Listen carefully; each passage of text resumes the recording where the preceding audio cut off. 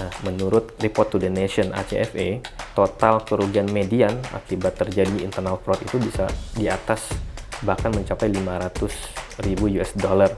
Dan semuanya itu berasal dari tindak pidana korupsi. Berarti semuanya berakar dari korupsi ya? Korupsi, dan itu bisa dilakukan dari level staff sampai level top management. Dan itu yang dilaporkan, jadi bayangkan pasti lebih banyak dari itu lagi kalau ditambah dengan yang belum terlapor.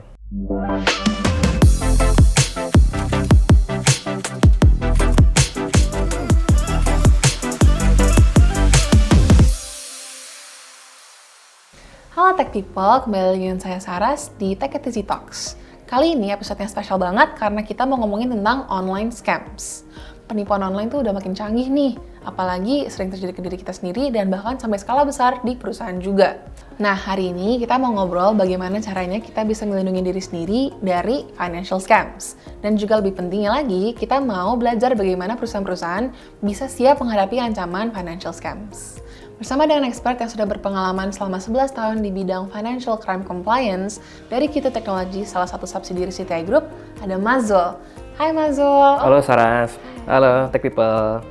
Mazul, kita kan Ya. hidup di era digital nih. Udah banyak banget cara-cara digital related things sudah membantu kita dalam belanja online, dalam transaksi, investasi, semua dipermudah gitu ya. Namun, with good things also comes somewhat negative things ya, negatif bahkan, seperti scam. Nah, scam itu kita banyak yang mengalami secara individu ya, by email, by phone call, by text, dari scammer-scammer ini yang mau mencari keuntungan dari kita. Nah, menurut Mazul nih, why do they do these things? Mereka tuh apa dan siapa sebenarnya? Ya, jadi betul seharusnya kita tuh hidup di era digital saat ini di mana data-data kita itu disimpan di internet. Kan, baik itu foto, mungkin ada data-data kependudukan kita, KTP, kartu keluarga, dan lain-lain. Tentu kita perlu khawatir terhadap keamanan data kita. Siapa tahu data kita tersebar atau dicuri oleh pelaku kejahatan dan untuk digunakan Hal-hal yang tidak untuk hal-hal yang baik, tidak baik itulah, untuk kejahatan keuangan misalkan. Nah, scam itu tadi saya sudah sebutkan salah satu bentuknya gitu kan, dari kejahatan yang dilakukan oleh pelaku kejahatan. Nah, orang yang melakukan scam itu namanya scammer. Dan modusnya memang banyak sekali. Salah satunya adalah social engineering. Nah, apa itu social engineering? Social engineering itu adalah teknik memanipulasi psikologis seseorang supaya seorang tersebut percaya sama kita. Kemudian dia juga menciptakan kondisi yang panik, membuat kita panik sehingga kita tidak bisa berpikir secara logis dan kita mau menuruti apa perintahnya dari si pelaku kejahatan tersebut. kayak di mind control gitu ya? Iya, kayak hipnotis mungkin ya. Kayak gitu. Nah, menurut Global Financial Crime Report tahun 2024 itu juga menyebutkan bahwa total kerugian dari kejahatan scam dan skema fraud itu mencapai 485 miliar US dollar. Itu global ya? Global, semua region. Banyak banget ya kerugiannya. Ya, dan itu yang dilaporkan, jadi bayangkan pasti lebih banyak dari itu lagi kalau ditambah dengan yang belum terlapor. Tapi mau tahu juga nih, ada term lain selain scam yaitu fraud. Itu tuh bedanya apa sih? Apakah itu satu kesatuan atau bahkan ada meaning lain dalam kata fraud yang beda sama scam? Ya, jadi memang banyak sekali orang yang menyebut scam dan fraud itu sama gitu. Ya sebenarnya memang mirip gitu. Cuma yang membedakan adalah cakupan dan tekniknya aja. Nah, kalau tadi scam itu kan memanfaatkan sebenarnya celah kelengahan dari kita sebagai pribadi gitu kan, individu. Nah, sedangkan fraud ini bisa beyond than that gitu. Jadi selain memanfaatkan celah individu, tapi dia juga lihat celah dari sistem keamanan suatu corporate atau suatu sistem keuangan gitu. Nah, tekniknya pun juga berbeda. Kalau fraud itu penipuan yang diikuti dengan tindakan kriminal untuk menghasilkan keuntungan finansial bagi dirinya ataupun kelompoknya gitu.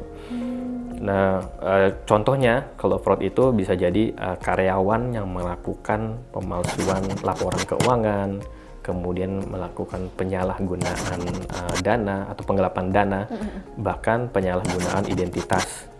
Nah, itu akibat dari pencurian identitas. Nah, jadi kalau bisa dibilang, kalau fraud itu impact-nya itu nggak hanya ke pribadi, tapi juga ke bisnis suatu perusahaan. Skala yang lebih besar ya berarti? Skala yang lebih besar. Oke. Nah, mungkin balik lagi ke scam, karena fraud kan dalam bentuk perusahaan. Nah, tapi kalau buat individu, mungkin teman-teman tech people yang juga sering dapat scam, yang tadi saya bilang banyak dari tawaran email, by call, by text, itu kan banyak banget ya, dan kadang-kadang kita juga bisa lengah karena kita kan manusia ya. Gimana cara kita differentiate mana tawaran yang asli dan mana yang palsu? Apa aja tips yang bisa Mazul share ke teman-teman? Ya, pertama sih kalau kita mendapatkan suatu SMS atau telepon dari orang yang tidak kita kenal gitu, dari stranger, yang pertama sih simple, ya jangan diangkat teleponnya. Itu jangan diangkat, kemudian kita harus verifikasi juga gitu. Karena sekarang kan sudah ada tuh aplikasi ya untuk mendeteksi nomor telepon tuh kalau kita ditelepon gitu kan. Nah, itu banyak digunakan. Itu dia kan bisa ngasih tag tuh nomor itu, oh ternyata penipu. Ada yang ngasih tag juga, misalkan jangan diangkat, tukang tipu gitu, macam-macam taggingnya lah. Nah, itu kita bisa manfaatkan tools itu sih gitu kan, aplikasi itu. Jangan langsung percaya dengan informasi-informasi yang istilahnya too good to be true lah gitu kan. Pasti itu kalau udah kayak gitu, itu pasti ada unsur scamnya lah atau penipuannya gitu, sehingga kita harus cross check.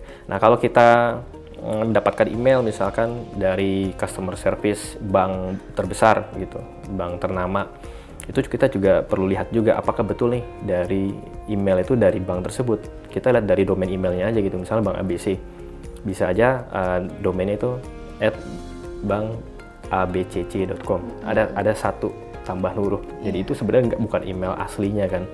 Nah, itu terus kemudian dia di emailnya menyampaikan bahwa mohon untuk diupdate data-data pribadinya dengan klik link berikut gitu. Nah, padahal link itu akan merujuk ke slide ke page lain, bahkan mungkin itu untuk menginstal suatu malware lah gitu, suatu virus yang bisa mengambil data-data pribadi kita, bahkan mengambil informasi penting di akun perbankan kita gitu.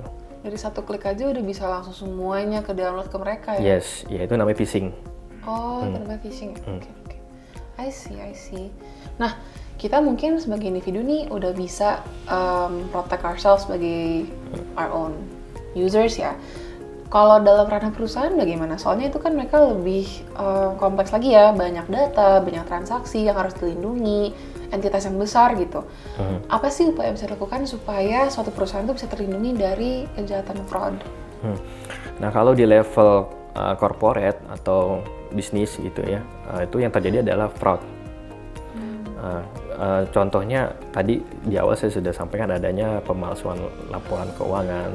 Itu sebenarnya contoh-contoh internal fraud. Jadi ada namanya employee fraud lah. Kalau fraud yang terjadi di perusahaan itu namanya itu internal fraud atau employee fraud. Itu justru itu cukup banyak kerugian yang dihasilkan dari situ gitu. Jadi nggak hanya merugikan dampaknya itu bukan hanya di eksternal, di pelanggannya, tapi sebenarnya di perusahaan juga bisa terjadi fraud itu. Dan itu lebih berbahaya. Nah, menurut Report to the Nation ACFE, itu total kerugian median akibat terjadinya internal fraud itu bisa di atas, bahkan mencapai 500.000 US dollar. Ada industri yang paling signifikan, itu yang pertama adalah mining atau pertambangan. Yang kedua itu manufacture, yang ketiga itu government, dan yang keempat itu banking, baru banking. Dan semuanya itu berasal dari tindak pidana korupsi. Oh, yes. Oke. Jadi semuanya berakar dari korupsi ya? Korupsi, dan itu bisa dilakukan dari level staff sampai level top management. Jadi praktik internal fraud di suatu perusahaan itu bisa dilakukan semua karyawan sebetulnya. Lumayan scary ya kalau udah ngomongin tentang big amount of money dan fraud dan orang-orang bisa terkena. Nah, kira-kira upaya ini kan udah ada, tapi ada nggak sih teknologi yang bisa diterapkan untuk membantu perusahaan-perusahaan itu terlindungi dari kejahatan-kejahatan ini yang bisa disebut crime ya? Apakah itu termasuk financial crime? Iya, jadi memang fraud itu bisa dibilang financial crime, dan financial crime pun juga banyak jenisnya sebetulnya. Selain fraud, ada money laundering atau pencucian uang, ada pendanaan terorisme, cybercrime juga masuk, human trafficking, kemudian tax evasion, banyak sekali sih jenisnya. Intinya setiap kejahatan yang menghasilkan keuntungan bagi pelaku itu financial crime. Dan secara pencegahannya sebetulnya baik dari sisi teknologi juga bisa dari sisi regulasi. Nah, sebetulnya OJK, Otoritas Jasa Keuangan, selaku lembaga pengawas dan pengatur industri keuangan di Indonesia itu udah mengeluarkan peraturan POJK nomor 12 tahun 2024. Itu tentang penerapan strategi anti fraud bagi lembaga jasa keuangan. Nah, biasanya sih memang peraturan untuk lembaga jasa keuangan, tapi biasanya industri lain tuh mereferensi dari situ juga untuk mengimplementasikan strategi anti fraud. Nah, apa aja strateginya? Ada 4. Yang pertama adalah pencegahan, yang kedua adalah pendeteksian, yang ketiga investigasi, pelaporan, dan sanksi, dan yang keempat adalah pemantauan, evaluasi, dan tindak lanjut. Nah, bentuknya itu berupa apa? Biasa berupa SOP, Standard Operational Procedure. Nah, bisa juga untuk pencegahan itu bahwa perusahaan itu harus membangun budaya anti fraud. Jadi campaign terkait dengan awareness anti fraud gitu, dari top down level sampai ke bawah. Dan biasanya kalau perusahaan yang besar dan sudah menerapkan GCG yang baik gitu kan, itu pasti dia sudah punya code of conduct-nya untuk semua insan perusahaannya dia, supaya mereka semua aware dan sadar bahwa praktik fraud itu atau praktik kejahatan yang terjadi di perusahaan itu akan mendapatkan sanksi. Seperti itu. Nah, untuk pendeteksian caranya bisa melalui whistleblowing system. Nah, biasanya kalau perusahaan besar itu udah punya sistem whistleblowing. Apa sih whistleblowing itu? Sebenarnya sistem buat pengaduan pelapor apabila ada ditemukannya praktik-praktik fraud atau kecurangan di perusahaan itu yang dilakukan oleh karyawannya. Dan nanti informasinya disembunyikan. Jadi datanya benar-benar dirahasiakan pelapornya gitu. Itu nanti akan biasa ditindaklanjuti itu oleh komisi etik. Biasa sih ada sih di perusahaan-perusahaan besar. Cara deteksi yang kedua bisa dari audit, surprise audit, jadi audit dadakan. Nah, biasanya nih divisi-divisi yang kaitannya erat dengan duit ya, itu divisi finance, purchasing, sales, maupun operasional. Karena kan itu bisnis perusahaan di situ semua tuh. Itu biasa ada audit. Nah, kalau audit itu kan melihat apakah ada ketidaksesuaian dengan norma-norma perusahaan ataupun SOP perusahaan yang dilakukan dalam praktik kesehariannya kayak gitu. Nah, setelah berhasil deteksi tadi ada investigasi kan. Nah, tadi investigasi adalah pengumpulan bukti-bukti dari hasil pengaduan tadi gitu, atau hasil dari audit. Dikumpulkan bukti-buktinya kemudian dilaporkan, karena tadi harus dilaporkan ke OJK. Jadi setiap kasus fraud yang terjadi di lembaga keuangan itu harus dilaporkan ke ke OJK. Jadi kasusnya, tanggal kasusnya berapa, kronologi kasusnya seperti apa, terus dampaknya seperti apa, dan sanksinya apa yang harus dikasih. Seperti itu. Juga dari OJK-nya? Atau untuk sanksinya? Sanksinya baik dari OJK maupun dari perusahaan. Itu. Kalau misalnya itu melibatkan impact terhadap pelanggannya, eksternalnya, itu juga pasti ada sanksinya juga, gitu. Jadi selain dengan SOP atau mungkin code of conduct dan segala macam, juga bisa menggunakan teknologi. Ya. Kalau SOP kan melindungi internal perusahaan gitu kan, tapi kalau untuk melindungi eksternal pelanggan, nah itu harus pakai teknologi. Nah, teknologinya tadi ada yang namanya anti fraud atau fraud detection system. Ada juga kalau kita bicara tentang money laundering, ada anti money laundering, sistem anti money laundering. Dua tech berarti, ada teknologi ya? Iya. Ya saya ambil contoh dua lah dari beberapa jenis financial crime gitu kan. Karena yang paling sering terjadi itu ya fraud dan money laundering kan gitu. Kebetulan kita di Q2 juga menyediakan solusi tersebut sih untuk membantu corporate atau bisnis untuk memprotek dari financial crime dan sekaligus patuh terhadap peraturan dari POJK. Gimana sih cara kerja sistem anti fraud dan anti money laundering itu? Kayaknya menarik banget tuh, soalnya kan kalau dicek-cek sendiri sama employees kan pasti susah ya. Apakah mereka membantu in terms of operational? Jadi cara kerjanya, saya coba pakai contoh kasusnya gini, misalkan Saras mau membuka rekening di bank digital ABC gitu kan. Nah, Saras kan download tuh aplikasinya. Kemudian Saras registrasi, masukin data-data Saras, nama, kemudian tanggal lahir, alamat, telepon, email, dan segala macam. Kemudian Saras juga upload KTP gitu kan, mungkin ada juga yang selfie gitu, KTP dengan foto selfie, ya kan. Nah, itu once nanti submit, itu sebenarnya di belakang ada pengecekan oleh sistem. Kalau misalkan memang Bank ABC tadi menggunakan sistem anti fraud ataupun anti money laundering, namanya proses KYC, Know Your Customer. Nah, itu proses apa KYC? Itu adalah proses pengecekan atau verifikasi dari data-data user tersebut. Dan ini juga sekaligus ini juga peraturan juga. POJK juga mengharuskan setiap bank harus melakukan proses KYC seperti itu. Nah, nanti tuh apa yang dicek? Misalkan nama Saras dicek tuh ke daftar blacklist internasional maupun lokal gitu. Apakah ada match dengan daftar blacklist tersebut? Misalkan terlibat dengan teroris kah? Atau mungkin blacklist di Bank Indonesia gitu. Kita tahu ada BI itu punya blacklist namanya daftar hitam nasional ya. Nah, kalau sekarang itu OJK Slick, biasanya orang-orang yang gagal bayar kredit atau mempunyai kredit macet. Banget ya, nah itu ada listnya tuh di situ. Nah, jadi ya listnya sih tergantung si bank itu ya, dia mau ngeceknya kemana sih sebetulnya. Nah, itu tadi dari sisi nama. Kemudian dari nomor telepon dan email pun juga dicek apakah nomor telepon dan emailnya pernah digunakan juga oleh orang lain, gitu kan? Atau mungkin nomor telepon dan email ini pernah kena kasus gitu, digunakan misalkan di website-website yang terlarang lah kayak gitu.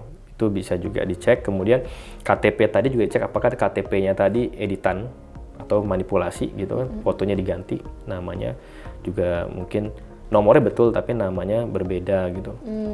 Fotonya kemudian diedit gitu. Nah, itu juga bisa mendeteksi deepfake juga, karena kan sekarang teknologi AI sudah canggih kan. Betul. Jadi pelaku kejahatan itu kalau tadi orang yang melakukan fraud itu disebutnya fraudster gitu. Jadi kalau fraudster itu dia pinter, jadi dia bisa menggunakan tools apapun untuk mengelabui sistem gitu. Nah, kalau memang ternyata bank tersebut tidak menggunakan sistem, itu pasti bisa lolos pengecekannya, ya kan. Nah, nanti once pengecekannya selesai, ternyata hasilnya bersih gitu kan, ya udah rekening Saras akan terbuat tuh gitu. Tapi sebaliknya kalau misalkan hasilnya ternyata ada yang suspicious, mencurigakan, itu pasti proses akan di hold dulu. Nggak bisa buat rekening di sini ya? Belum jadi. Sorry lo fraudster gitu? Enggak gitu sih. Ya. Nanti infonya nggak akan bilang, maaf ya Saras karena kamu fraudster. Enggak sih gitu. Tapi lebih kepada, maaf proses registrasi Anda dalam verifikasi mohon tunggu 1x24 jam atau 2x24 jam. Pengecekannya itu kan ya? Ya, di belakang sebenarnya dicek dulu sama investigator dari Bank ABC-nya tadi gitu. Nah, pada saat pengecekan oleh investigator Bank ABC tadi, kan akan dilihat tuh di review tuh, bener kan nih Saras ini proses apa bukan kan gitu kan. Jadi di review dulu. Nah, kalau ternyata bukan, ya rekening Saras tadi berhasil terbuat, akhirnya Saras sudah bisa bertransaksi dong. Bertransaksi dengan day to day gitu kan. Nah, selama Saras transaksi day to day, sebetulnya transaksi Saras itu dimonitor oleh sistem. Iya, jadi setiap aktivitas transaksi Saras itu dimonitor oleh sistem anti money laundering maupun anti fraud-nya untuk melihat, untuk dideteksi apakah ada unsur fraudulent transaction, ya kan, atau unsur money laundering transaction. Never ending ya, berarti sampai nasabahnya tuh tetap jadi nasabah juga dia akan terus-terusan dilakukan pengecekan ya, untuk making sure juga. Ya, jadi memang monitornya itu end to end dari tadi mulai pembukaan rekening sampai rekening sudah jadi kita bertransaksi, itu terus dimonitor. Karena fraud ataupun money laundering tidak terjadi pada saat di awal pembukaan rekening aja, tapi setelah itu justru itu banyak sekali terjadi. Gitu. Bisa saja kan yang melakukan transaksi bukan Saras ternyata, tapi fraudster. Tapi pakai akun aku gitu. Pakai akunnya Saras. Nah, itu namanya salah satu tipe fraudnya tuh kita sebutnya tipologinya adalah account takeover. Jadi account takeover itu ya fraudster itu mengambil alih akunnya Saras untuk bisa melakukan transaksi. Jadi itu kan bukan transaksi yang sah sebetulnya, tapi itu transaksi yang fraudulent gitu. Transaksi yang tidak sah, bisa saja dia mentransaksi transfer ke rekening orang lain atau rekening dia sendiri gitu untuk mendapatkan duit kan. Padahal Saras nggak pernah tuh merasa melakukan transaksi. Nah kalau misalkan Bang Abis tadi nggak pakai sistem anti fraud ataupun anti money laundering, nah itu akan lolos transaksinya. Nah kalau lolos artinya kan duit Saras hilang. Betul, Saras rugi di aku, rugi di bank, rugi. enak di fraud. Iya, enak di fraudsternya kan Fraudster, gitu, ataupun si pelaku kejahatannya. Nah artinya apa? Itu akan ada resiko financial risk, kehilangan uang dan juga reputasi ya. Pasti kan Saras sebagai nasabah kok duit gue hilang gitu kan, mau nutut balik lah gitu kan. Betul, Jadi bank juga aku kan. iya. Akhirnya bank kan harus mengeluarkan mengembalikan kan duitnya kan. Betul, Dan bank juga tanggung sebenarnya rugi juga gitu kan. Harusnya dia tidak melakukan itu. Nah itu kalau misalkan menggunakan sistem anti fraud maupun anti money laundering itu ketika terjadi suspicious transaction itu akan di hold dulu untuk direview. Di reviewnya macam-macam, nanti bisa jadi Saras ditelepon sama customer service bank, benar nggak Saras ini melakukan transaksi sekian gitu pada jam sekian gitu. Kalau nggak, oh yaudah nanti transaksi akan diblokir. Oh, itu ya gunanya di call-call tentang suspicious activities. Oke. Nah, kalau misalkan ternyata transaksinya itu terkait dengan unsur money laundering, nah itu harus dilaporkan ke PPATK. Jadi nggak hanya sampai di situ aja, tapi harus dilaporkan transaksi ke PPATK sebagai regulator. Nah, dari buat regulations yang peraturan itu ya? Ya, karena memang ada regulasinya POJK tadi. POJK, tapi kalau untuk money laundering itu POJK nomor 8 tahun 2023. Itu tentang penerapan program anti pencucian uang bagi lembaga jasa keuangan. Nah itu di salah satu pasal memang mewajibkan lembaga jasa keuangan itu bank dalam hal ini melaporkan transaksi keuangan mencurigakan ke PPATK gitu. Nah kebetulan bicara tentang pelaporan, kami di Q2 sedang akan launching GoUp Compliance. Ini produk baru kami, yaitu sebuah software berbasis cloud yang membantu lembaga jasa keuangan dalam melakukan pelaporan transaksi keuangan ke PPATK. Nah, dengan GoUp Compliance ini memungkinkan lembaga jasa keuangan melaporkan dengan cepat dan efisien gitu. Seperti itu. GoUp ya, berarti dia go hand in hand sama sistem yang anti money laundering ya? Ya. Jadi anti money launderingnya ngedeteksi nih, nanti GoUp bantu buat laporin, BTW ini ada money laundering terjadi nih gitu. Oke. Canggih ya. Teknologinya Q2 keren gak sih teman-teman? Aku sih menurut aku keren ya. That's the episode for today. Keren banget ya untuk topiknya tentang scam banyak banget macam-macamnya. Nah, terutama untuk perusahaan, teman-teman please be careful about frauds. When you get information yang terlalu too good to be true, that could be a sign of fraud. Dan perlu banget nih teman-teman kalau belum ada sistem anti fraud atau anti money laundering, dibantu mungkin dari tempatnya Q2 untuk integrasiin ke perusahaan teman-teman. Gimana caranya kalau teman-teman mau kontak Q2 nih Mas? Boleh kontak ke marketing@q2.co.id untuk mendapatkan konsultasi gratis. Nanti tim kami dengan senang hati melayani. Oke, thank you so much Mazul untuk waktu hari ini. Sama-sama, Saras. Keren banget topiknya. Thank you for the insights and thank you for tuning in Tech People. See you at the next episode and goodbye. Thank you. Bye-bye, Tech People.